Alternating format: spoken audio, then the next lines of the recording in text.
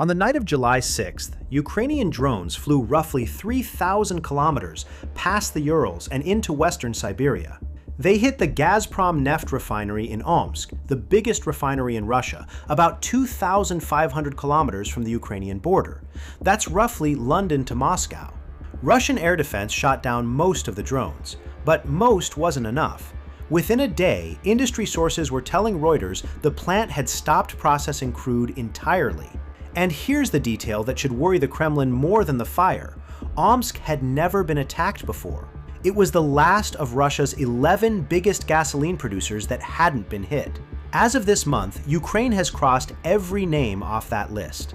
This war was supposed to stay somewhere else, someone else's cities, someone else's problem.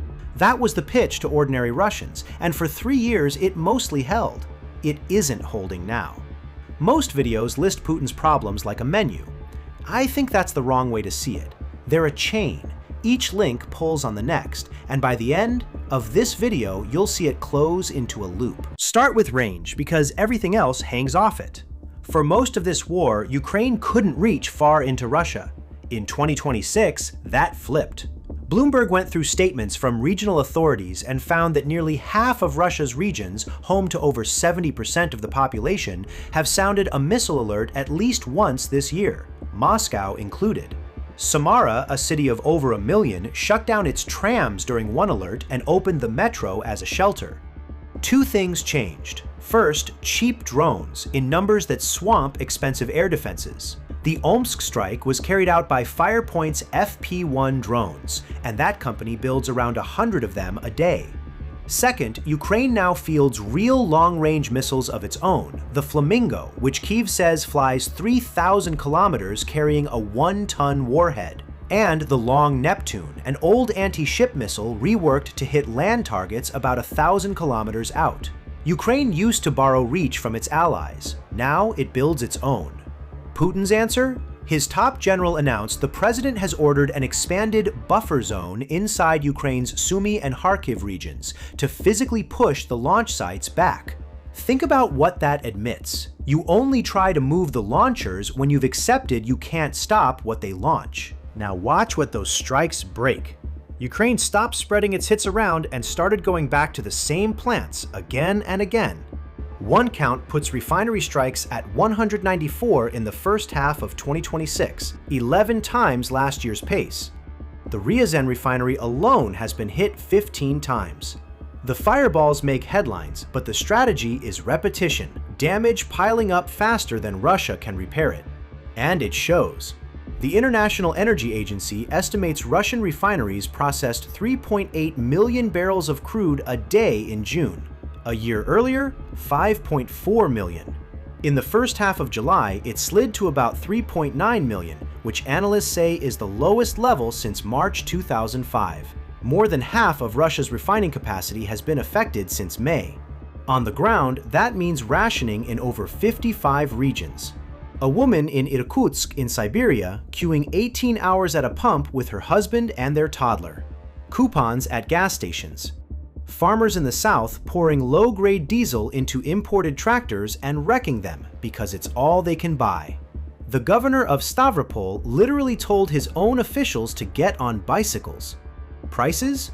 Rosstat had the national average at just over 72 rubles a liter by the end of June, after the sharpest weekly jump in at least 20 years. Wholesale gasoline is up around 30% since New Year. And there are parliamentary elections in September, the first since the war began. So the Kremlin banned gasoline exports, then diesel, kept jet fuel restricted, and paid refiners over $8 billion in subsidies in the second quarter alone. June's payout was the biggest monthly figure since 2023, 6 times what it was a year ago. One of the planet's great oil states is rationing fuel. That's the war coming home in the most literal sense there is. Those subsidies come out of a budget that was already bleeding. Russia's deficit hit 6 trillion rubles in the first 5 months of the year. That's 60% above what the government planned for the entire year. The growth forecast has been cut from 1.3% to 0.4%, and the economy actually shrank slightly in the first quarter. Military factories are humming. Almost everything civilian is not. Investment keeps falling because borrowing is brutal. The key rate sits at 14.25% even after cuts. And it's high on purpose. War spending pushes prices up, so the central bank has to fight the inflation the government itself keeps creating. Here's the twist. Wages are still rising, close to 10% in nominal terms, because so many workers have been pulled into the army and the defense plants that everyone else has to pay up. Feels good on payday, terrible for inflation, which keeps rates high, which keeps the civilian economy stuck, which shrinks the tax base, which widens the deficit. Round and round. A slowing economy plus drones over your city eventually hits the one thing Putin actually watches: how people feel. Let me be straight first. His numbers are still high. Most Western leaders would trade for them tomorrow. But they're sliding at both pollsters that matter.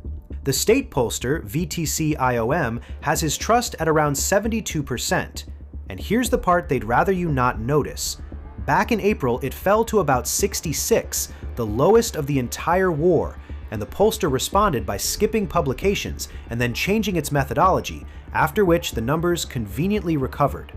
Late June still brought the sharpest weekly drop since the invasion. Gallup found 60% of Russians saying their local economy is getting worse, the bleakest reading in 20 years of asking.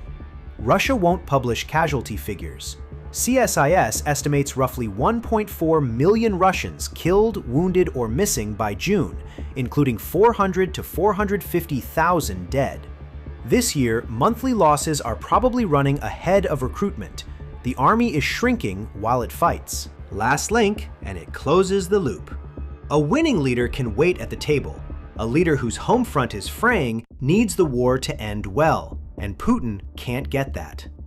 For months after the Anchorage summit with Donald Trump, the Kremlin story was that a path to peace had been agreed in Alaska, and only Ukraine stood in the way.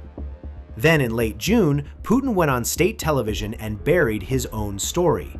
There were, he admitted, no agreements reached in Anchorage.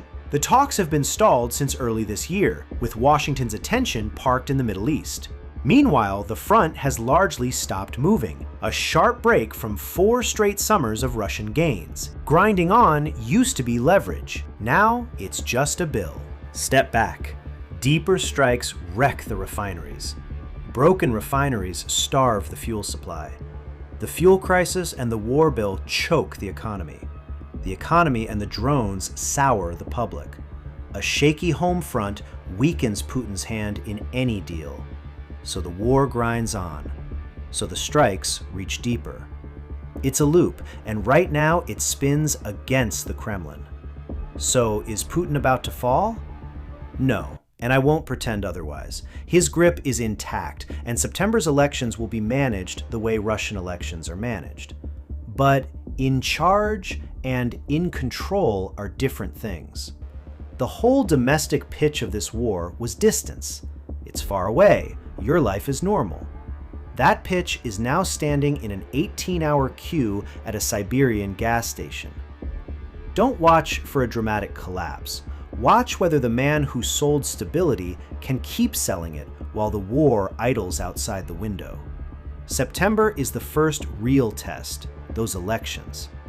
If you want me to track what actually happens against what the Kremlin claims, say so in the comments, and that video's next.